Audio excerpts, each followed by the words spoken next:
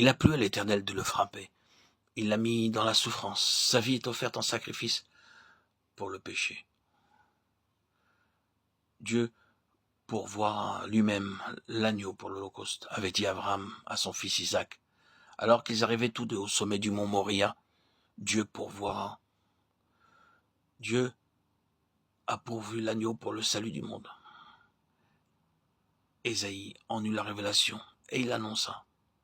Celui qui est méprisé, rejeté par les hommes, meurtri, brisé, retranché de la terre des vivants. Celui dont le visage était plus défait qu'aucun visage d'homme, nous est présenté maintenant par le prophète comme étant le sacrifice pour le péché. Celui qui annonçait tous les sacrifices offerts journellement pour le peuple d'Israël. Jusque-là, les adorateurs avaient dû donner eux-mêmes l'objet du sacrifice. Mais maintenant, Dieu ayant pourvu l'agneau, il ne leur restait plus qu'à accepter le sacrifice offert en leur faveur. Celui qui a poussé comme un faible arbrisseau devant l'Éternel est brisé de par la volonté souveraine de Dieu. Il a plu à l'Éternel de le frapper, il l'a mis dans la souffrance. Ô abîme que nous ne pouvons sonder, abîme de justice, abîme d'amour. Devant cette justice parfaite, devant cet amour sans limite, comment l'homme ne prendrait-il pas en horreur le péché, et jusqu'à la pensée du péché? Comment ne haïrait-il pas ce péché qui dressa la croix et y cloua le saint et le juste, bien plus sûrement encore que ne le firent les soldats romains?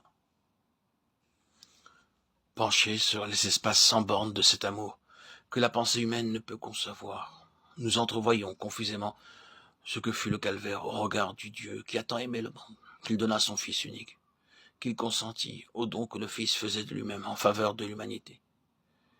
Car, et le prophète le souligne, c'est volontairement que le Christ s'offrit en sacrifice, volontairement qu'il s'humilia et marcha à la mort, comme l'agneau mené à l'abattoir, comme la brebis entre les mains des tondeurs, il n'a pas ouvert la bouche.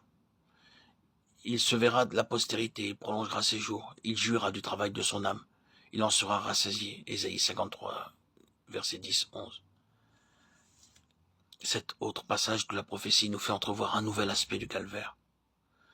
Nous l'y voyons en relation harmonieuse avec l'une des lois divines, celle du sacrifice, source génératrice de vie. Meurtri et mis dans la souffrance.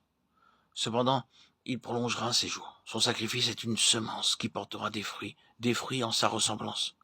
Et le bon plaisir du Seigneur prospérera entre ses mains. Des fruits en la ressemblance de celui qui s'est donné en sacrifice. Lorsque Dieu eut créé le monde par la puissance de sa parole, il couronna son œuvre en y plaçant un chef. Faisons l'homme à notre image, dit-il, selon notre ressemblance. Ce désir de Dieu d'entrer en communion avec des êtres créés en sa ressemblance est l'un des mystères du cœur de Dieu que nous révèle la Bible. Il se verra de la postérité, il jouira du travail de son âme et en sera rassasié, annonce le prophète. Ces mots révèlent dans le cœur du Fils un désir identique à celui du Père.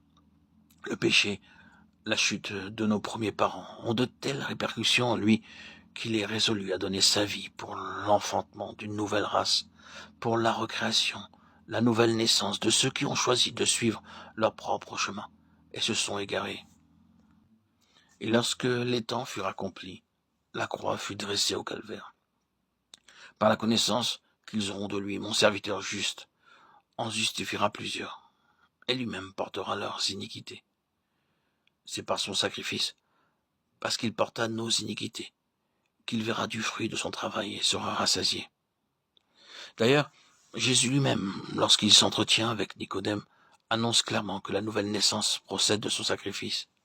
Il faut que vous naissiez de nouveau, il faut que le Fils de l'homme soit élevé pour devenir en faveur des descendants du premier Adam, la source de vie.